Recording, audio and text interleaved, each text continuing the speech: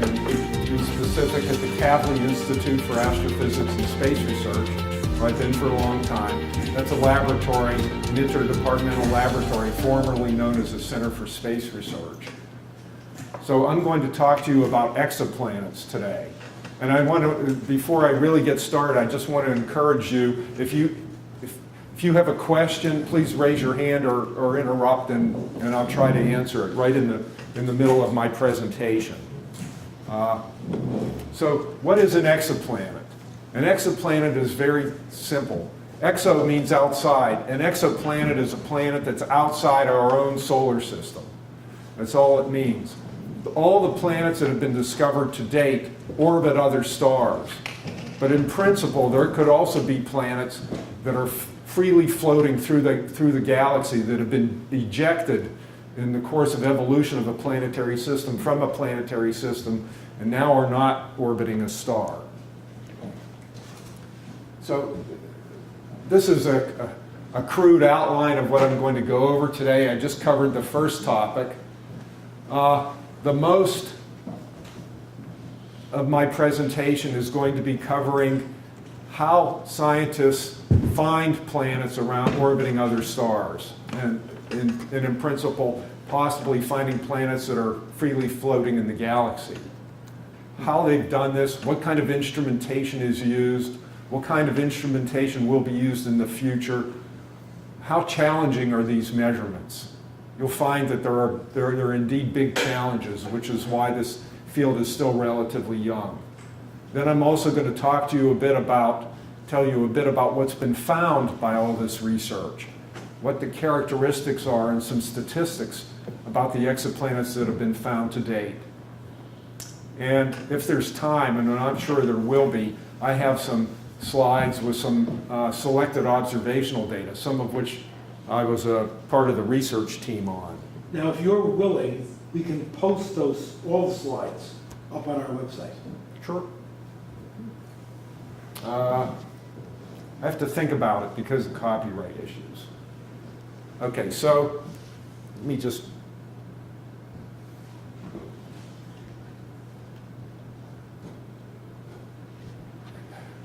This is a little animation. This shows the principle behind several of the methods used to find exoplanets. The principle is that if there are two massive bodies, 1 and 2, and they're orbiting around each other, like you see the big one and the little one in this diagram, even if one is much more massive than the other, they each orbit a common center of mass. The common center of mass is in between the two objects. And the position of the center of mass depends on the ratio of the masses of the two bodies. So it's much closer to the massive body than the low mass body. One example is the Earth-Sun system. The Earth has 1/300,000th of the mass of our Sun. And it's orbiting around in a circle, a circular orbit. And in that circular orbit, the Sun is moving at a high velocity, 30 kilometers per second. The Sun is moving around the center mass also, but it's moving with an orbital radius that's 1/300,000th of the Earth's orbital radius. At the same time, the Sun is doing that for the other planets in the solar system, but the time patterns of those motions are different, so they can be separated if one has sufficient data. So the planets in general are faint and hard to see. I will tell you a bit about direct imaging of planets. That's one technique that's used, but it's very limited in its application. Many planets cannot be seen by direct imaging. So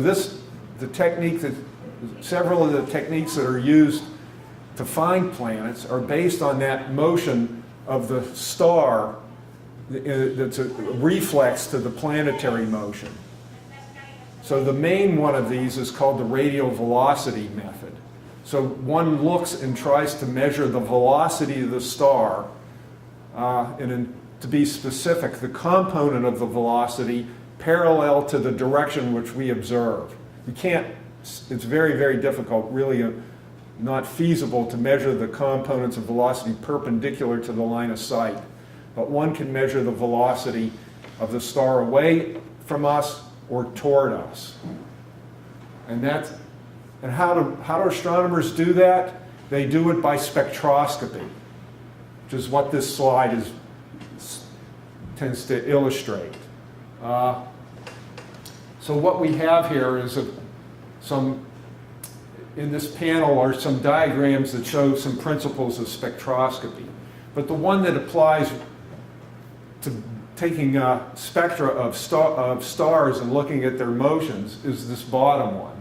If one has a very hot, glowing, opaque body, like the filament of an incandescent lamp or the photosphere of a star like our sun, and when one looks at that, that will emit a spectrum that's a continuous spectrum in which there's emission at all wavelengths, and the intensity doesn't change rapidly as a function of wavelength. When there's a cloud of gas that's colder than the hot object that's in back of it, the atoms and molecules in that gas will absorb and scatter light at specific wavelengths that are characteristic of those atoms or molecules. And that imprints a signature on the spectrum that's like a standard that came out of a reference book. You know, like hydrogen will imprint the wavelength of hydrogen, the hydrogen alpha line at 65, 62 angstroms. It's all, those atoms and molecules always absorb or scatter at the same wavelengths. So here we have a picture of the spectrum of the sun. This is a plot of intensity plotted vertically versus wavelength horizontally, and these wavelengths are in the hundreds of nanometers range. So sort of this portion is the visible band. And what you see is basically a continuous spectrum with some dips. And those are the characteristic features imprinted by those atoms and molecules in the spectrum of the sun. So how does that help us? It helps us because of something called the Doppler Effect. If the star in the atmosphere of the star, which is the colder gas, it still might be hot, but not as hot as a photosphere, is moving away from us, all the wavelengths of light that we measure in our reference frame appear to be longer than the wavelengths measured by an observer who's not moving relative to the source. That's called a redshift. If the star and its atmosphere are moving toward us, then the wavelengths of all the spectral features are shorter than what they would be by an observer who's not moving relative to the star. That's called the blue shift.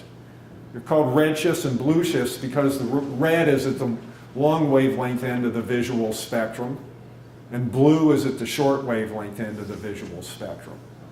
So one uses spectrometers to measure the change in wavelength of these spectral features in the spectra of stars to measure the velocities of stars. And one really doesn't want to do an absolute measurement. We don't really care if a star is moving 0 or 100 kilometers a second away from us. What we want to see is how that velocity changes with time, because that's what the planet will do. The whole thing might be translating away from us at high velocity. That's not interesting, at least for present purposes. Alan? Yes. So could you go back to the previous slides? The blue blob there, that is the atmosphere around the light-emitting Right. object? Is that the idea?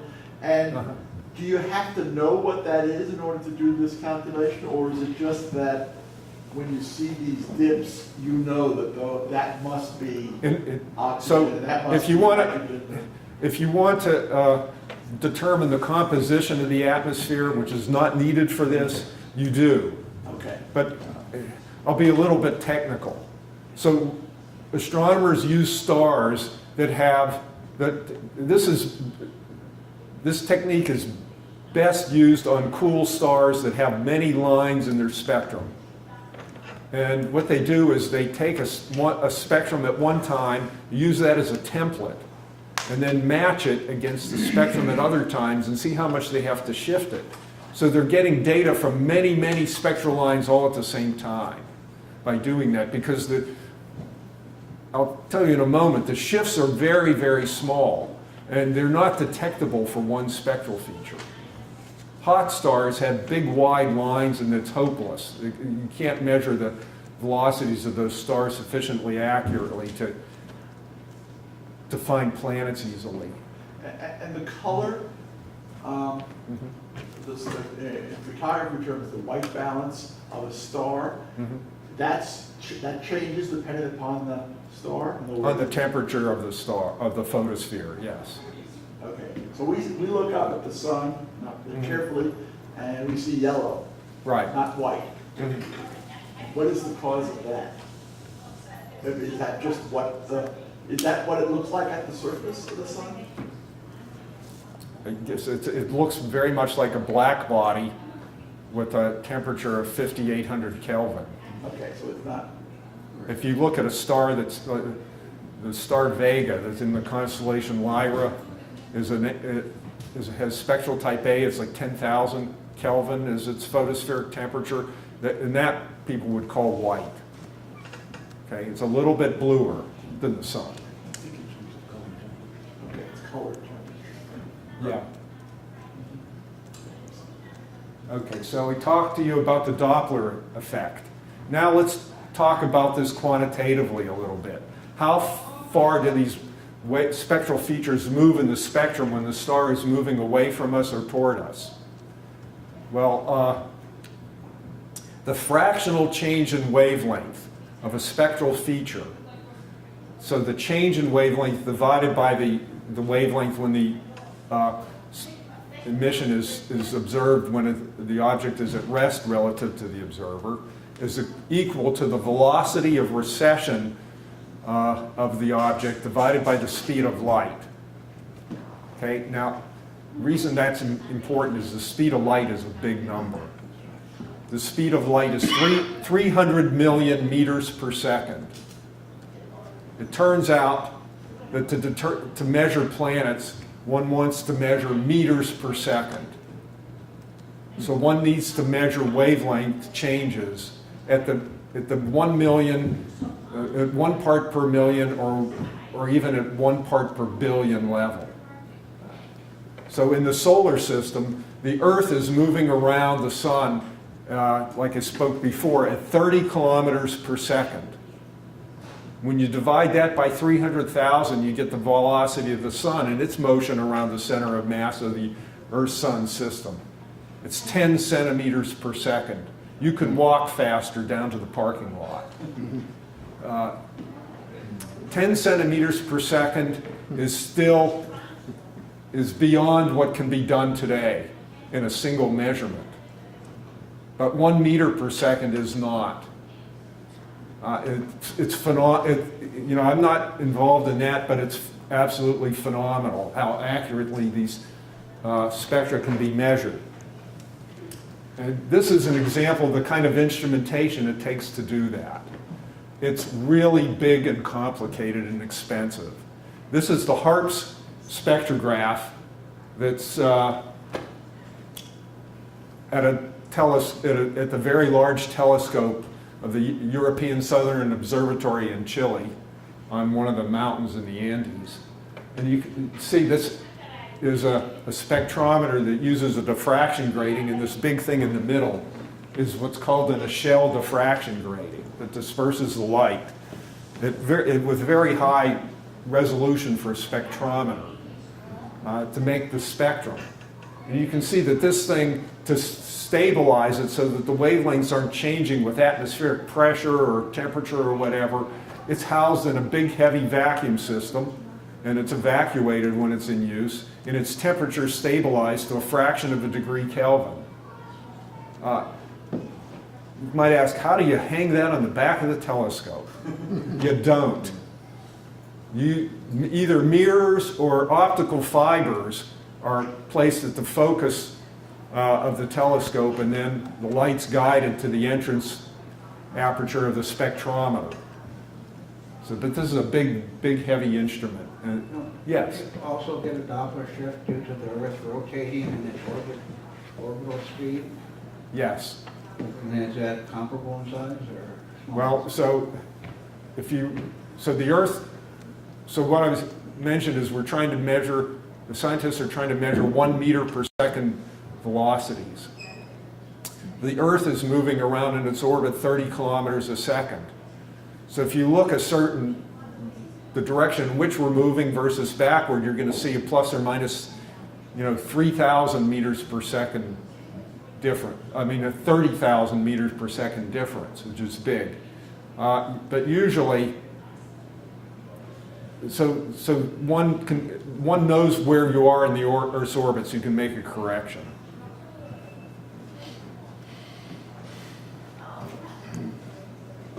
Okay, this is a plot that shows some data of the radial velocity for a particular planet called 18 Delphinus b.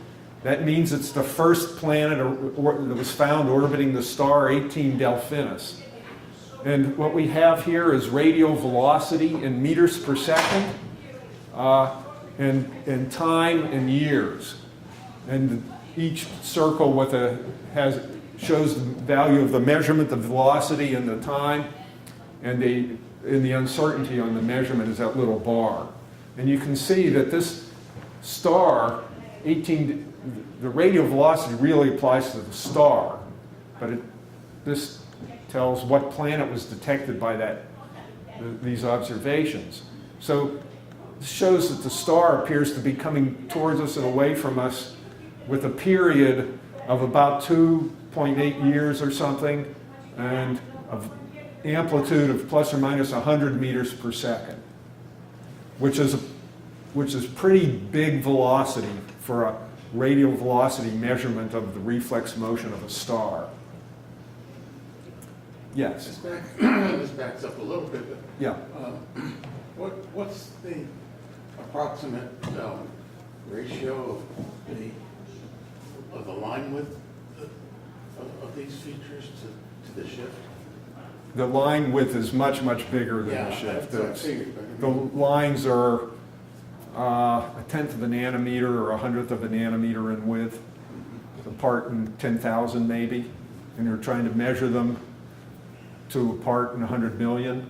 So it's a peak detection? So yes, you're measuring essentially measuring the centroid of a line. But as I mentioned to Harry earlier, in practice, one uses this cross-correlation technique that uses many spectral features all at once. No, I noticed that the error bar is actually quite small. Yeah, So yeah, that's impressive. it is. This was not used. Was not taken with HARPS. This was taken with a different instrument. So in any case, the amplitude of this curve tells something about the velocity that tells the velocity of the star projected along the line of sight. The period of this motion tells the orbital period of the planet.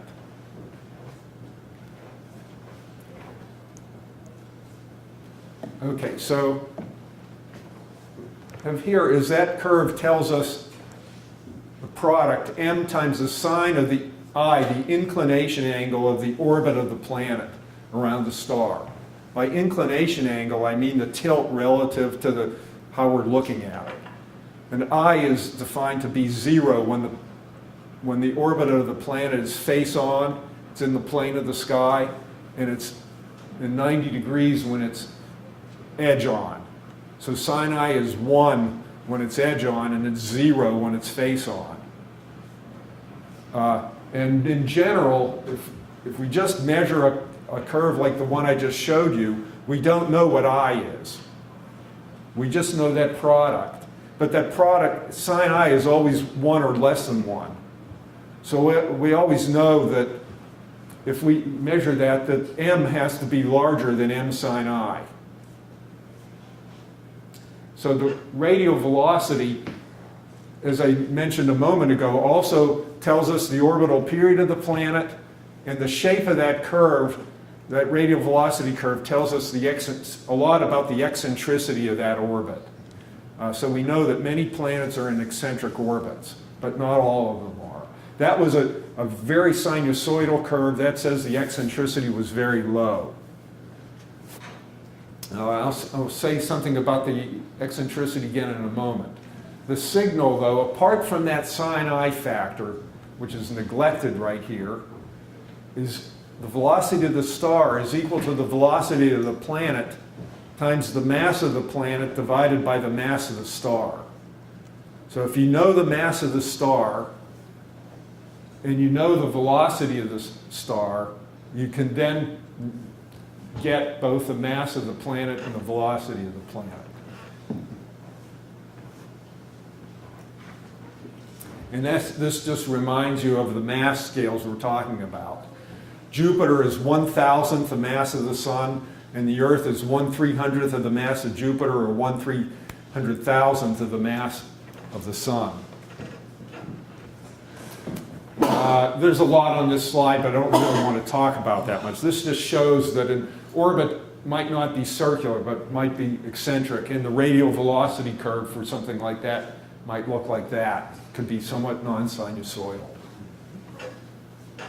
Oh, doesn't it depend on the tilt? Yes. So Well, it will depend on the orientation. So that's you really part, don't know whether it's circular or not. you can tell if something's non-circular, but what you normally get is the product of the eccentricity times the sine or cosine of an angle that tells how the orbit, the ellipse is oriented relative to our line of sight. Okay.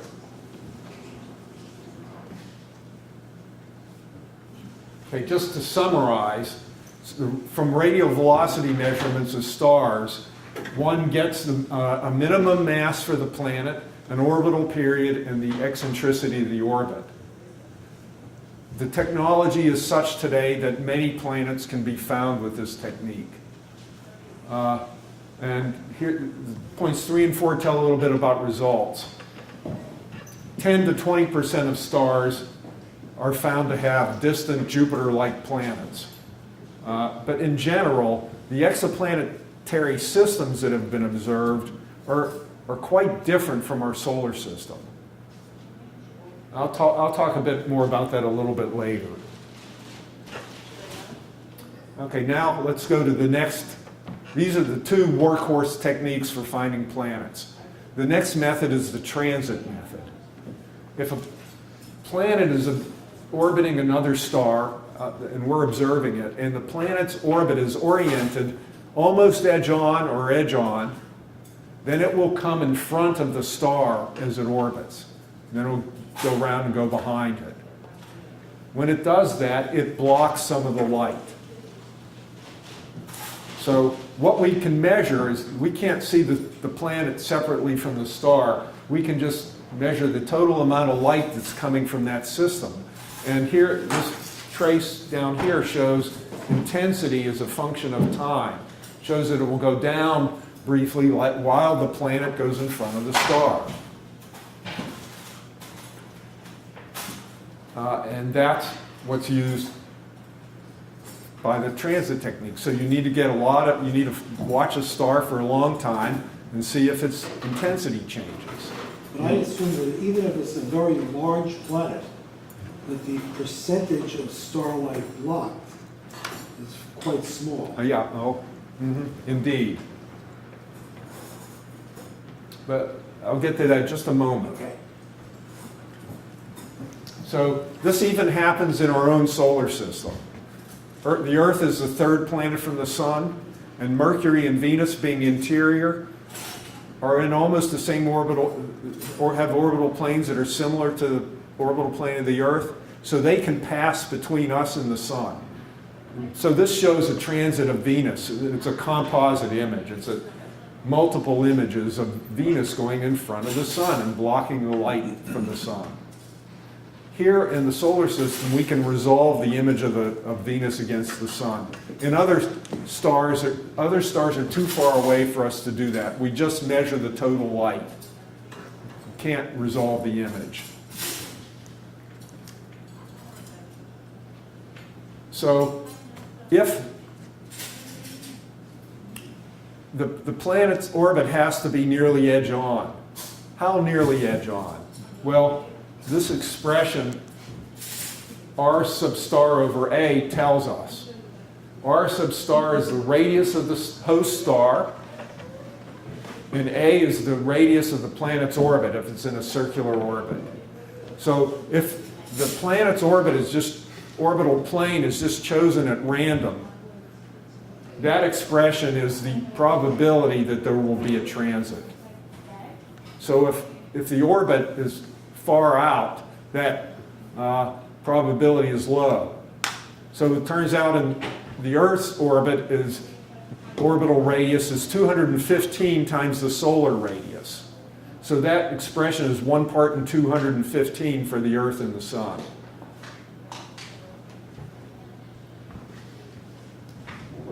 Now we'll get to John's question. This is a, artist's conception of what a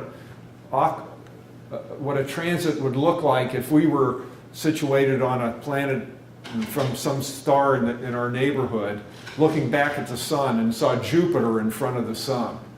So this big yellow disk represents the sun. This disk represents Jupiter. And these little specks represent 3 of Jupiter's moons. The Earth's diameter is 1/10 that of Jupiter's. So, and Jupiter's is 1/10 that of the sun. So the Earth would be to Jupiter what Jupiter is to the sun here. So the Earth would be not much bigger than one of those specks. So Jupiter blocks 1% of the sun.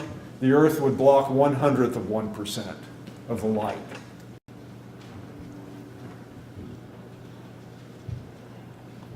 Alan, Yes. Has the exploration of deep space done any validation of that, looking back towards the sun and seeing what's going on in terms of the planets that are beyond the Earth, blocking the sun, and validating that calculation? For example, Mars transiting the sun, or Neptune, or any of those. I don't recall any such instance, but it's we know the radii of these bodies pretty well, so anyhow, when we observe a transit, we get the size of the planet if we know the size of the star, and it's possible to infer the sizes of many stars. But suppose the planet is going, suppose that's the sun, right? Yeah. Okay, and the planet is going from one corner of that picture to the other. Yeah. What are you going to get in that case? I guess that gives you still the same. So Same thing. Yeah, it gives you the same thing. Because a blockage is a blockage. Yeah. right. So what can be a problem is if the planet goes right along the edge. Yeah. And the other problem is that there's star systems where they're binary stars, and there's a bright star and a faint star. And that can be mistaken for a planet and a star. That's what people call a false positive when they're looking for planets. And so trying to differentiate eclipses of stars versus planet transits can be difficult. Especially in a planet transit, well, some of the details, if you can resolve the edges and so on, you can generally, there's other information one can look to try to separate these possibilities. What do you use as a definition of a planet? Same thing that they used to exclude Pluto? Or you guys have So some- things that smaller than that are hard to find. As small as Pluto are really hard to find still. So No, that's I not mean, the been, question is definitions, that a Yeah. planet has to orbit. it doesn't have to be orbiting anything, but it's a planet, a body from 10, 20, 30 times the mass of Jupiter down to something like Pluto. Okay. This assumes that the star is fairly uniform. What about the equivalent of sunspots, for example, on remote stars? How Yeah, does you that can- affect the calculations? That will put ripple on the bottom here. There's also something in the sun called limb darkening. The sun's disk looks brighter in the middle than it does at the edge as you go out. And so the curve here, there'll be some curvature to the bottom. And it'll have a dip in the middle. But those are sort of details.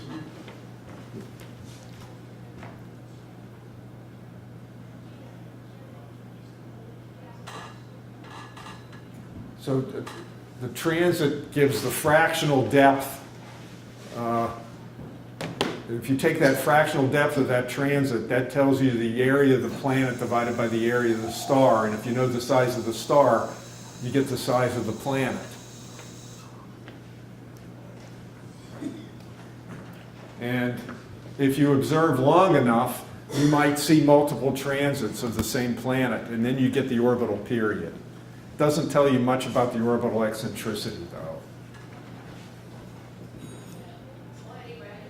Here we have some real transit data.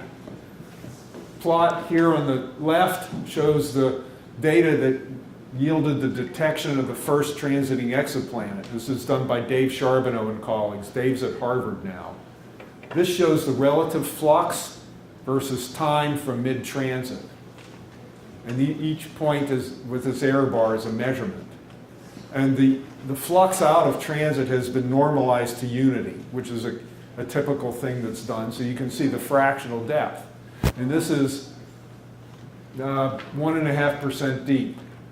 So this means that this planet is, relative to its host star, is a little bit bigger than Jupiter is relative to the sun. So it's about its diameter is about 1/8 the diameter of its star, something like that. We have some other transit data here. Which planet it is not what I wanted to talk to you about. I just wanted you to see the data. And you can see here that this is, again, instead of being in days, this is in hours in the time. And this is intensity. And here it's labeled as 0, meaning that's relative to, so what's being plotted is the intensity minus the average intensity outside of the transit. And so you see dips there. And the point is, the transit depth is labeled in parts per million. It's the fractional change in intensity. And this transit is about 600 parts per million. This is about 300 parts per million. So again, Jupiter would make a transit of 10,000 parts per million, and the Earth would make a transit of 100 parts per million if they were transiting the sun. And of course, that fractional depth depends on both the size of the planet and the size of the star. So I'm going to talk about the Kepler mission shortly. And one of the goals of the Kepler mission was to find an Earth analog, meaning an Earth-like planet in an Earth-like orbit around a Sun-like star. I'm not sure if there's any example like that, and for good reason. The Earth is a small planet, so it's hard to detect transits that are that shallow. Secondly, the transit probability for any such planet is only 1 part in a few hundred.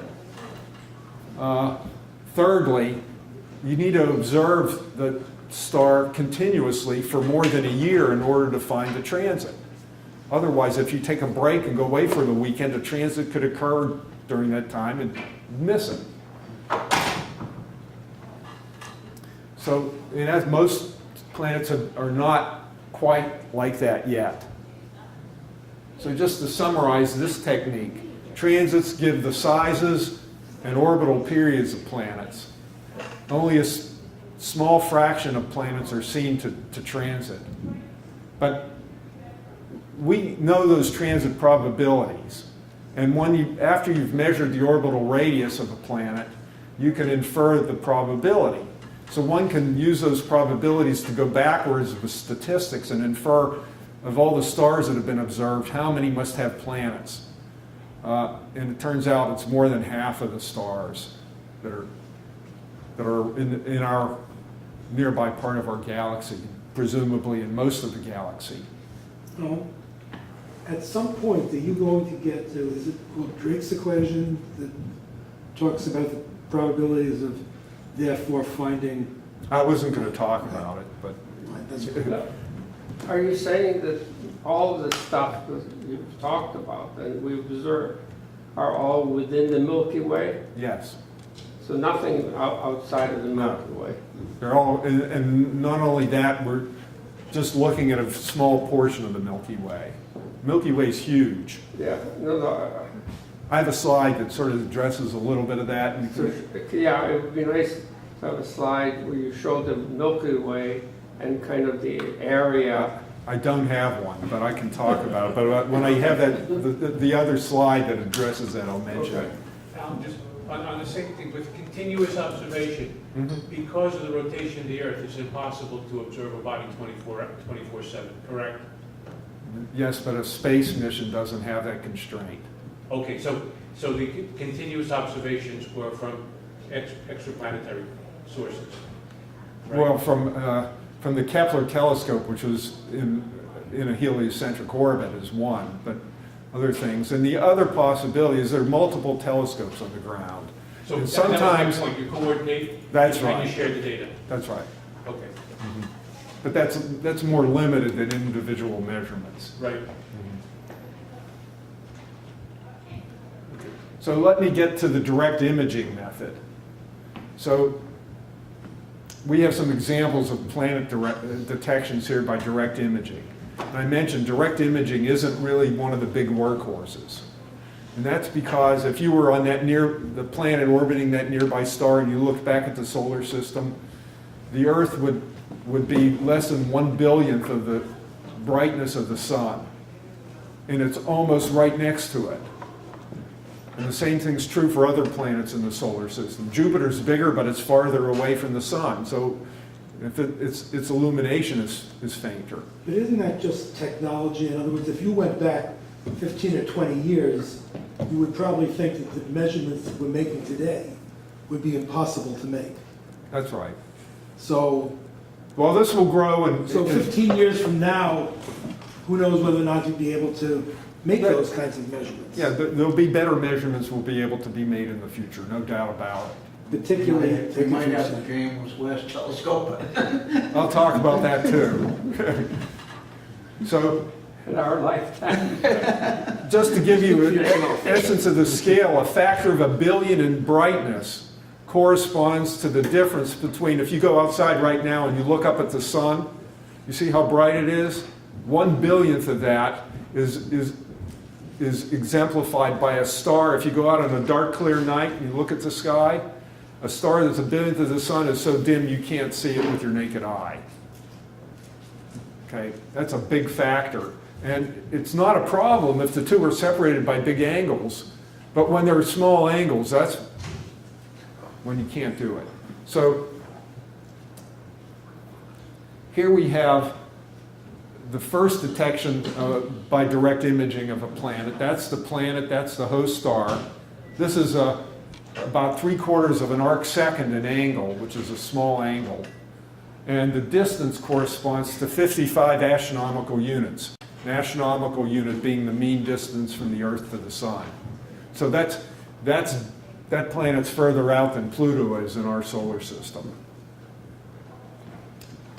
Here we have a composite image. The part in the middle was made by the same instrument that was used to take this ground-based instrument.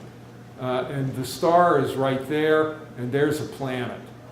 And this is in a system with a debris disk, because planets were made in disks around stars.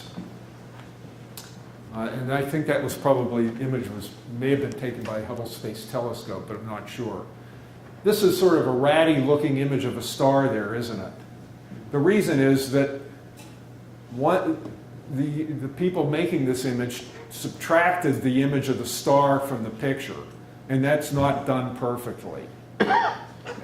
When the image of the star is there, you can't see the planet. So to see the planet, you've got to subtract the star's image. And there's some limitations to how well that can be done.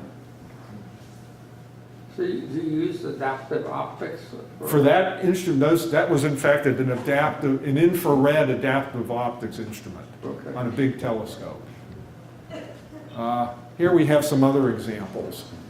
There's the stellar image that's been subtracted. There's the planet. Here we have 3 planets from something that's been subtracted.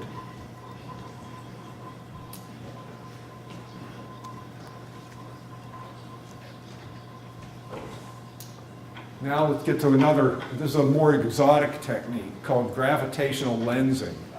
Has been used to find several planets. Gravitational lensing occurs because not only do massive bodies like a water bottle fall under gravity, but light does also. It doesn't fall very much, but essentially when light comes by a massive body like the sun, the direction of the light's travel is bent slightly. And that can be used, that actually observed in a number of situations and can affect the observed brightness of a star. It's called microlensing here because originally the lensing was more on cosmological scales where the lensing object was a big, massive galaxy or indeed a cluster of galaxies. And in the case we're studying planets, the lensing object is a star. So here we have an observer at the Earth or nearby the Earth looking out at a background star. And here comes another star moving towards the line of sight. But it's too far away to affect anything at the top, and then it's passed by and it's gone past and it doesn't affect anything at the bottom. If it passes very, very, very close to the line of sight, then the light from this star might be bent by the gravitational field of that object and come to the telescope. Now, if one had a super high resolution telescope, one would actually see multiple images, like we do in the cosmological situation. You actually see multiple images in that. But in this cases of microlensing with stars, we can't see them resolve those images. But what happens is the total brightness of the background star changes. It's brighter in this case than it is in these two cases, which is what's shown in those boxes on the right.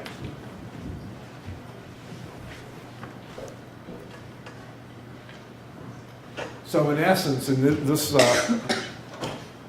shows here's an observer, a background star, and a lensing object, and you produce the intensity curve for the background object that looks something like a bell-shaped curve. But if that star has a planet revolving around it, the lensing might look different. And the lower mass objects tend to make peaks. They have to be lined up more precisely, and they tend to make narrower peaks. Why does brightness change and not position? The position does change, but one can't measure it. It's too small. The brightness, all you need to know is be able to measure it and take images and measure the brightness off an image. Does the brightness change essentially because you have 2 lensing objects? Well, it changes whether there's just one lensing object or 2. Yeah, I know the spikes, are they caused, is Well, that because the planet is also lensing? Yes. But if I'm looking at a star that's far enough away, Mm-hmm. I would think that there would be multiple other stars between us and it. the requirements on angle here are so precise that that doesn't happen. For microlensing, the stars have to be lined up at about 1 microarc second. Okay, Okay. incredible. Yeah. And so here it says there's only one chance to observe this because we can't control its geometry. And it only happens once. So you only get one chance to look. For example, if that were real data, we'd see evidence there's a planet around this star, we'll never see it again. The reason that's important, this method is nonetheless important, is this gives information about planets you can't find with any other technique. Both this and direct imaging emphasize detection of planets that are far out from their host stars, whereas the radial velocity and transit techniques that are the workhorses emphasize detection of planets that are close into their host stars. The microlensing technique has one other possibility that's been mentioned in the literature, and that is I mentioned there could be free-floating planets in the galaxy that have been ejected from planetary systems. Those could be found by gravitational lensing methods. None has been found yet, but there are limits on how many there are in the galaxy. There's not a real large number because we'd see evidence of them if there were. Well, at least you above know, some very large number. I mean, something like, what was it, Mumu? I mean, if it was big enough, it would be a free-floating planet. You know, the asteroid that came up from outer space. Right. That's right. Indeed.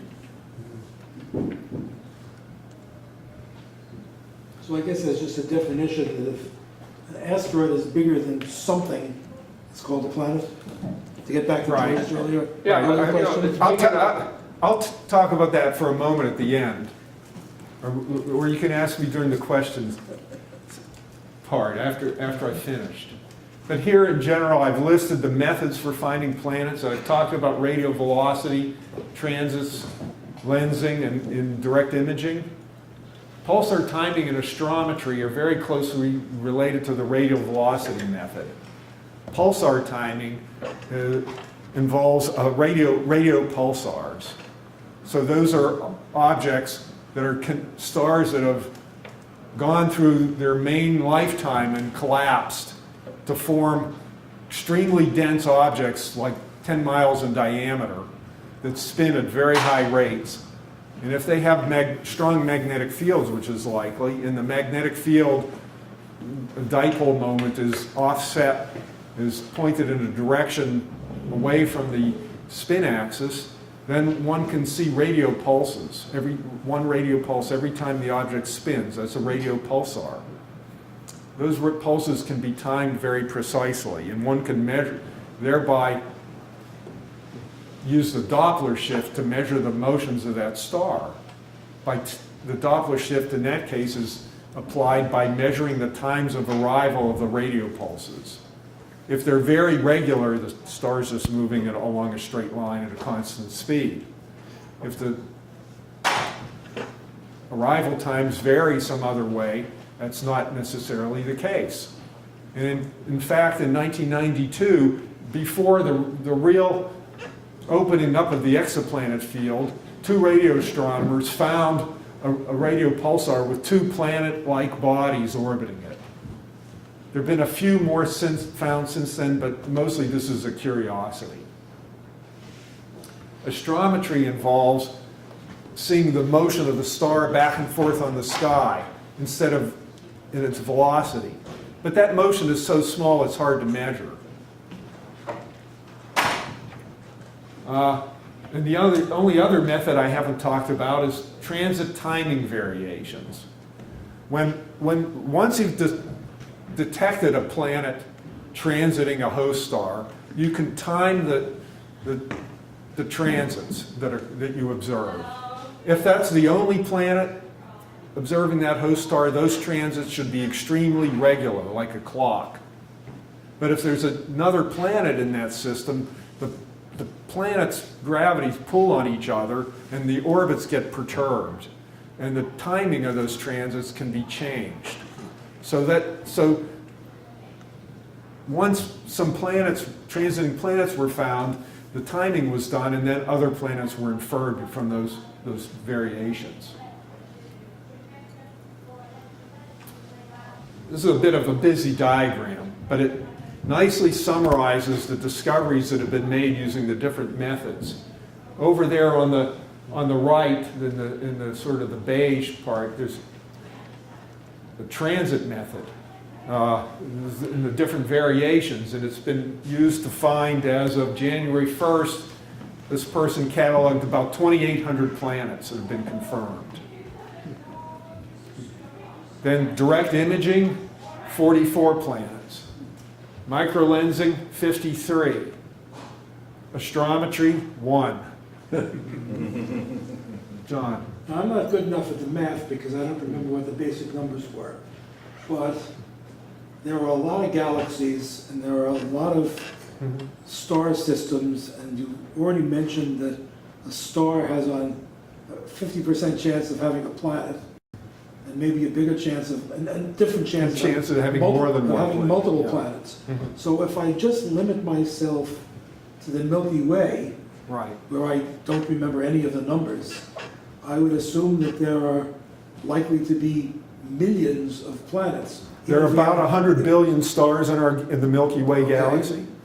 And on average, it's inferred that there's more than one planet per star.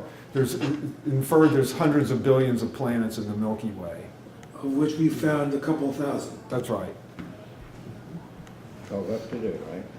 Oh, it's a good beginning. Yeah. Well, yeah, I'm just trying to understand this in terms of the The direction. numbers become astronomical. So now, but now, It's like our budget. but now also, the Milky Way is large. Yes. And so there are portions of the Milky Way that are a lot closer to us Yes. than other portions. Right. Is it fair to assume that most of our effort is being spent looking at things that are relatively closer?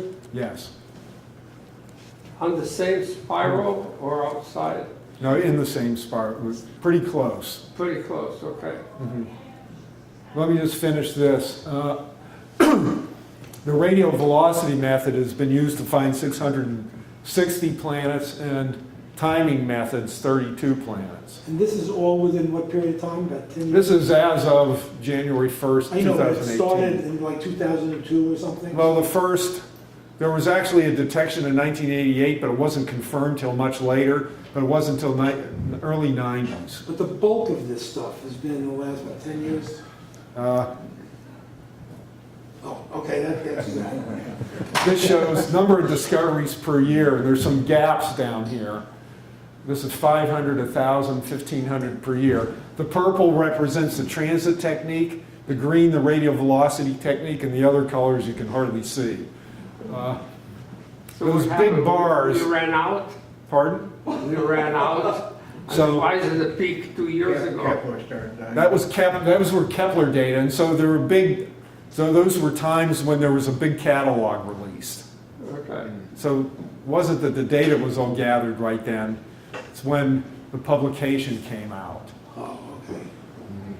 with a large number. So of the several thousand, how much information do we know about the planets themselves? Some of them we know the orbit, some we might know their chemical composition, but it sounds like it's a very small number that in the latter category. That's right.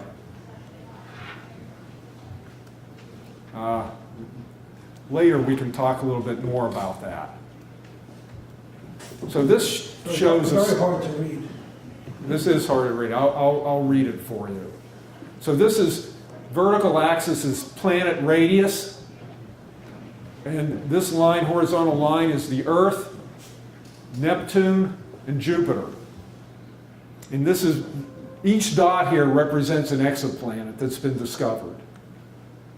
The yellow ones were found with the Kepler mission. The blue and gray ones were found by other methods. But all satellites. None of them are Earth telescopes. None of them have been found by an Earth telescope. Right? Yeah, a number of them have. Blue ones were But this includes all the different methods.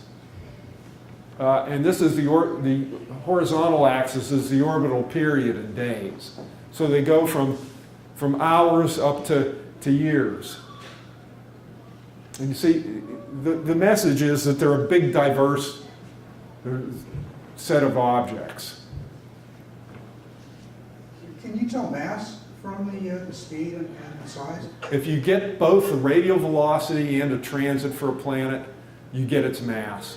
Because the transit tells you it's edge on, so then you know sine I. And so, and the radial velocity method tells you m sine I. So if you know sine I, then you know m. That's good. Okay? And that's true for a number of systems. So the more systems we have, the more possibilities there are of matching things. Here's I like this diagram, although a lot of information in it is fictional. It shows Neptune, Jupiter, the Earth, and Mars to scale. And here's a bunch of planets that have been discovered. Don't take the coloration on them seriously. That's just artist's conception. The radii are what count. So there's and there are many planets that have been found that are bigger than Jupiter. But those weren't considered of interest in making this plot. But Earth size, there are only a few. Yeah. Well, if we go back. Because they're also harder to find. That's right. This is the size of the Earth right there. So if you take the fraction that are less than that, there aren't very many. And the problem is that, I'll tell you about Kepler. Kepler is a powerful telescope, and it used the transit technique. And many of the planets that it finds are orbiting fairly dim stars, and they're hard to study by other methods. Could you not also say, because of this diagram, that since most of the orbital periods are like 1 to 100 days, that means that you have a lot of samples over a period of time. But if you have an orbital period that's like 1,000 days, then you have 3 years to wait. That's for right. each period. So you're going to find them on the shorter. It doesn't mean that there aren't a lot of planets that have long orbital periods. It's just that we're not finding them. That's true. There's not enough data. So, Is Kepler in orbit around the sun or around the yes. around the sun? Mm-hmm. It's in a 372-day Helios period orbit around the Is sun. that a European Union satellite? No, it's a NASA satellite. NASA? It was launched in 2009. Okay, so this just tells you sort of the picture of exoplanet discovery technology. So there have been a number of telescopes in the ground that are used to observe exoplanets. And then there have been a range of space missions from the Hubble Space Telescope, Spitzer Space Telescope, Kepler, the TESS mission, which is one of the new ones, which is what I'm working on now.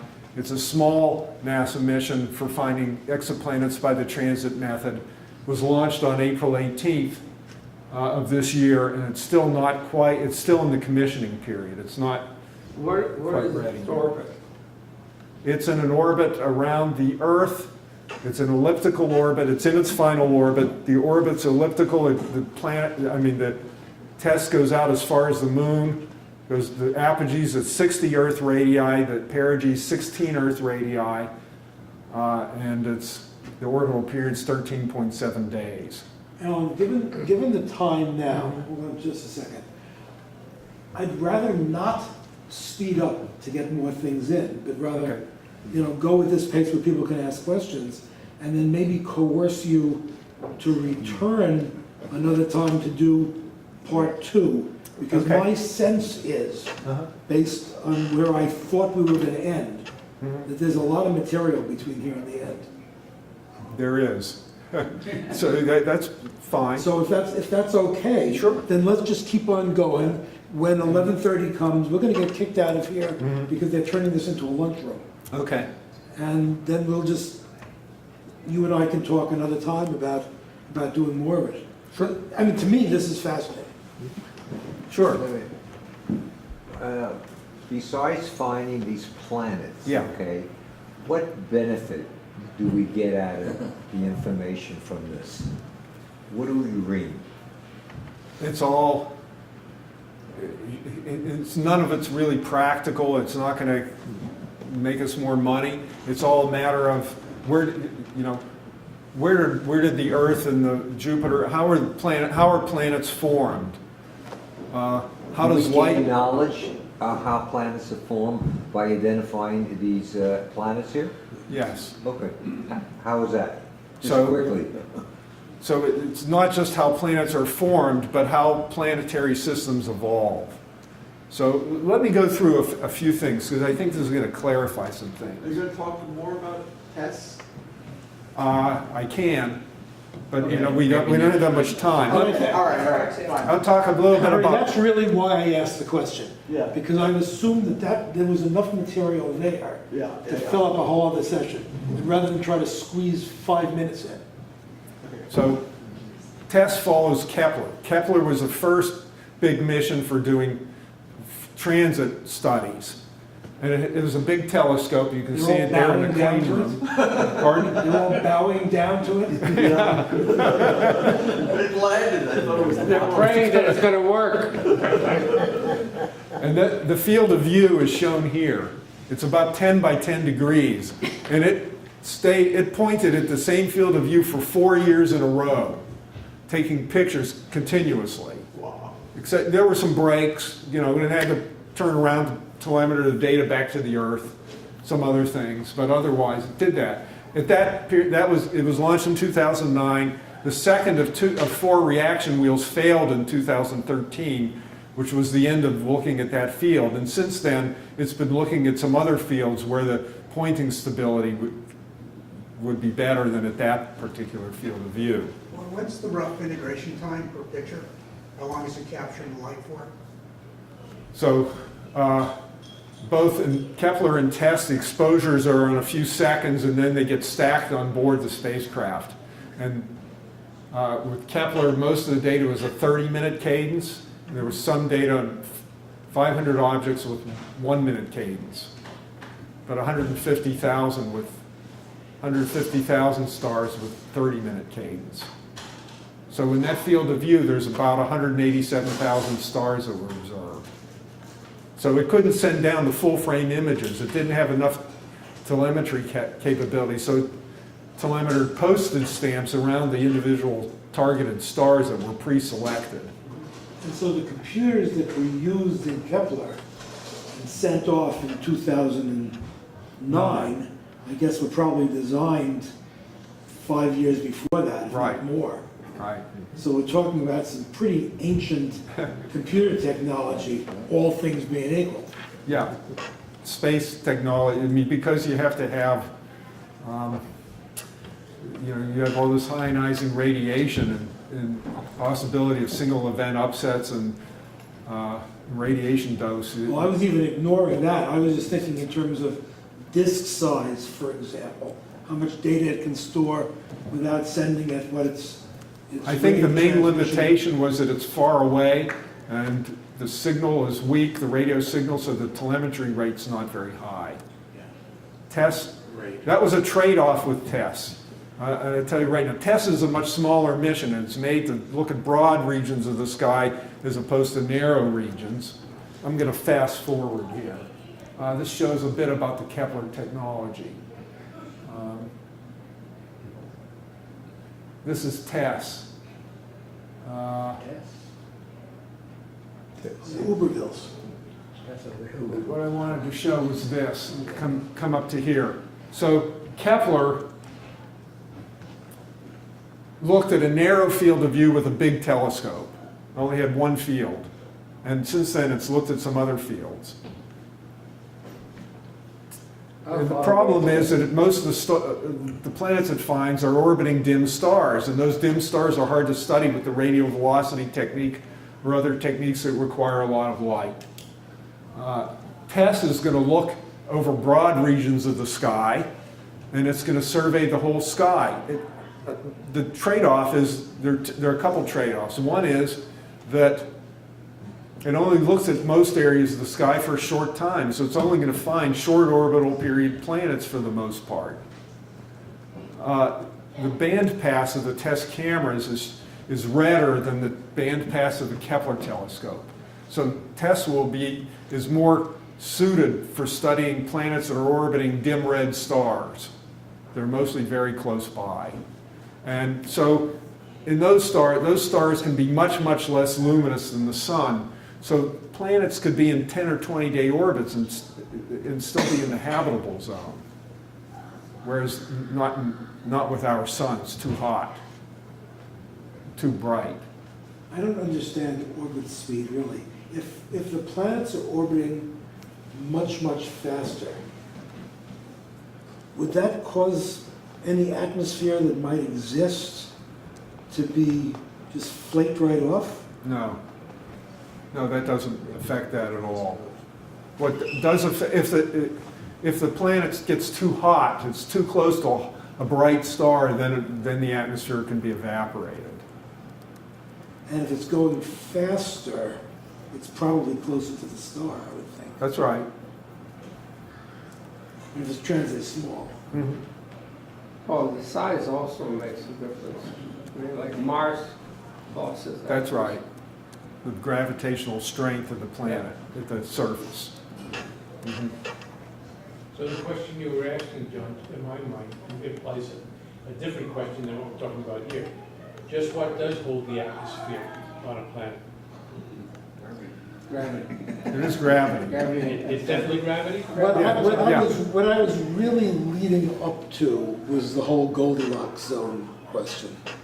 In other words, what makes a planet more potentially Earth-like?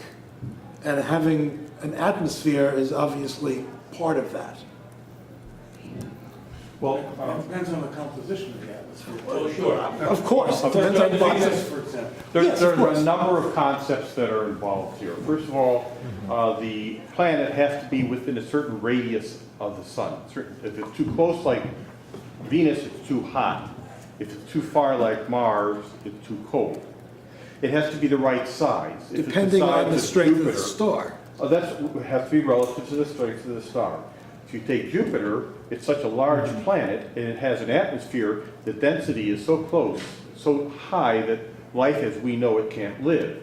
So it has to be a certain size. If it's too small, like Mercury, which is too close to the sun, the atmosphere is blown off, it's not enough planet to absorb and hold on to atmosphere. So it has to be the right size so that it holds an atmosphere and it's not too dense close to the planet. Certain distance from the sun so that it's in what's called the distance that allows water to exist in a solid, liquid, and vapor. And it should probably have a magnetic field. That's one of the other considerations, yes, and to protect against cosmic rays and other ionizing radiation. Yeah. Okay.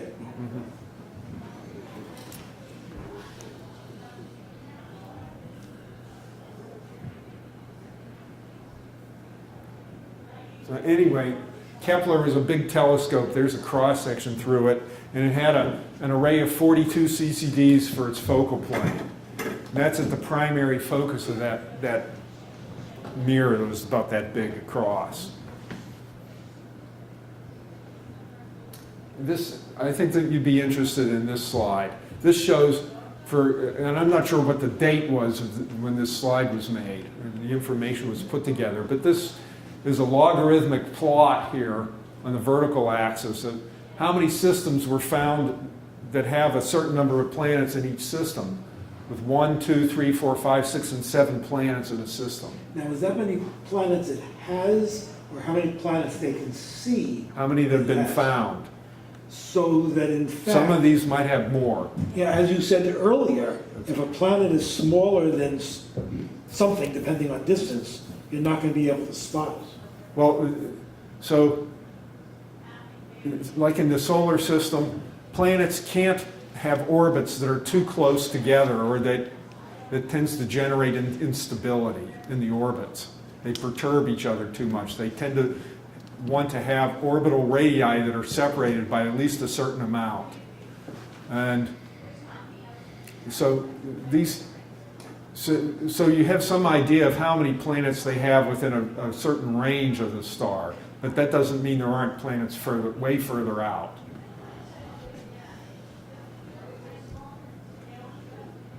So Earth was on the upper, to the right there, I assume, or something like it, in the very. Well, so there's been one system with 7 planets found by Kepler. Turns out there's already been a system with 8 planets found by ground-based observers.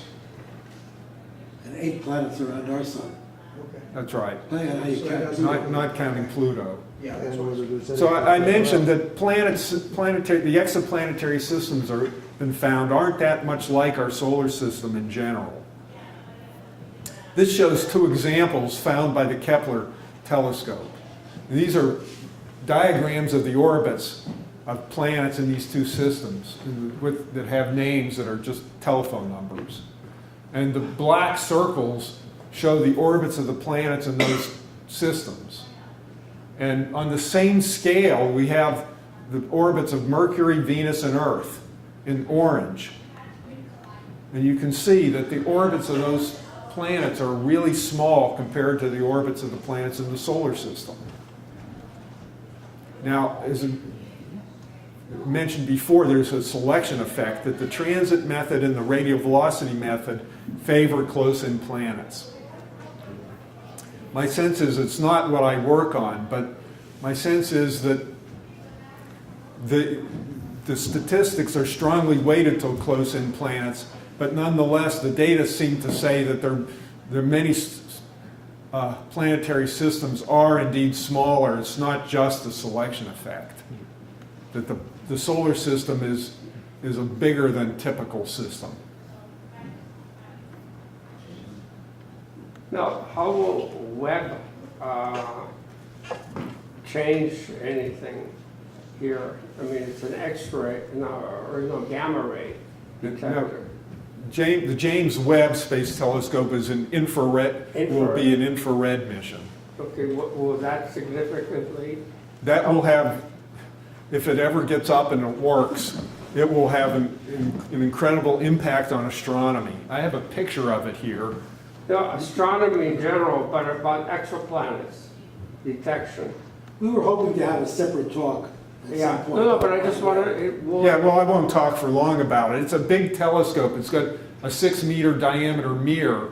You can see here that part of the mirror is so big it won't fit in a rocket fairing, so it has to fold up. There's all these mechanisms. And the launch was originally planned for 2008 and 2007 or 8. It was recently delayed to 2021. What sort of orbit is it going to go into? It goes into an orbit around the L2 Lagrange point, which is 1.5 million kilometers from the Earth in the distance in the direction opposite the Sun. Okay. And what will the period be then? That I don't know. What facilities are these satellites assembled at? With the different, John's garage.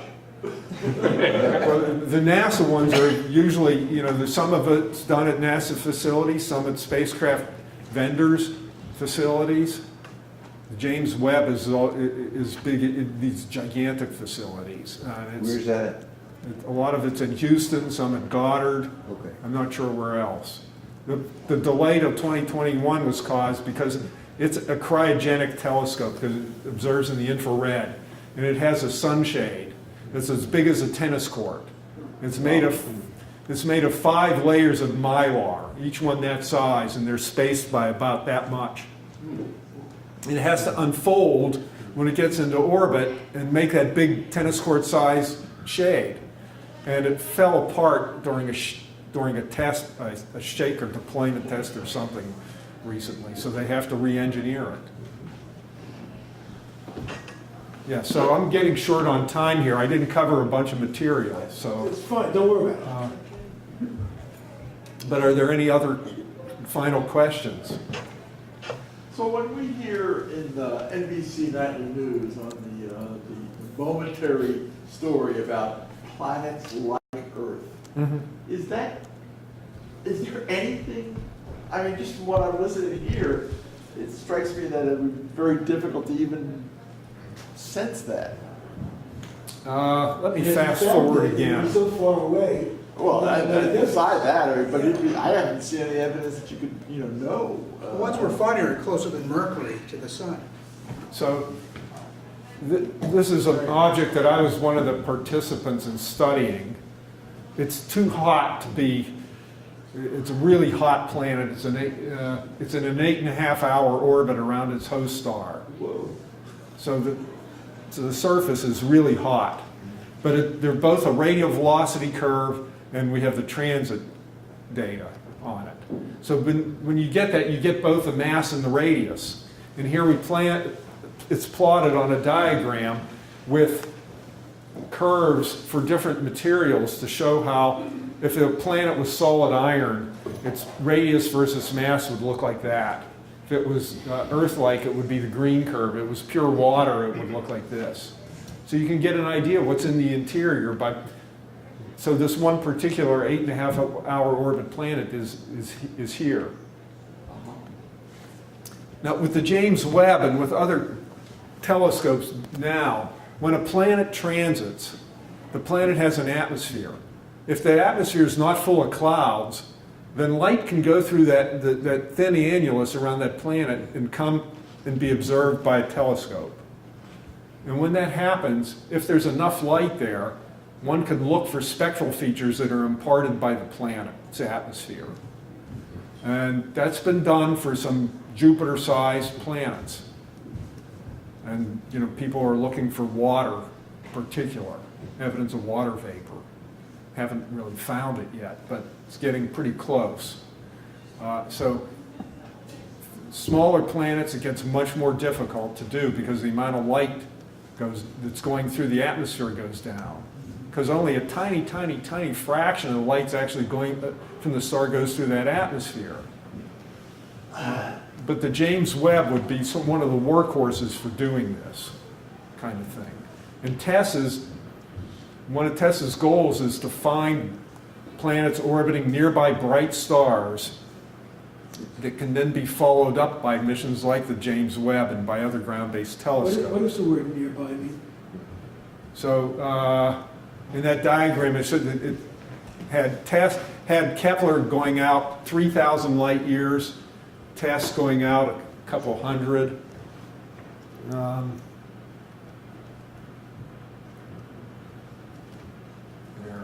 Yeah, 200. There's a typical distance for the host stars to be studied. Don't forget that the center of our Milky Way galaxy is 25,000 light years away. Okay.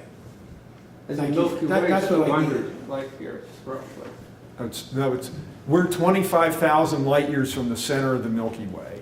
Okay, but the whole Milky Way kind of diameter. Would be then, I thought twice would about be 200. 200,000. Of 200,000, okay. Or more like 100,000 light years. Okay. When you started your career, they hadn't found any exoplanets yet. No, not at all. How did you get into this?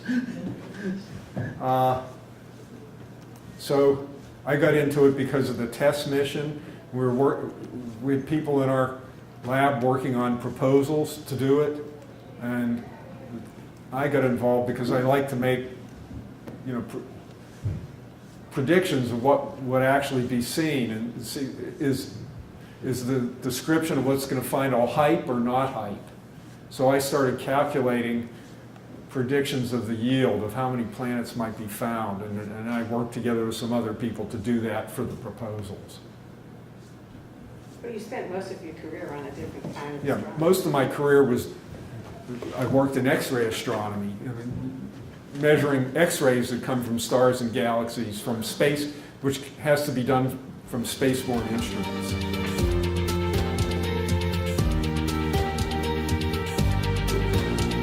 Well, I guess we're getting close to 11:30, so thank you very much.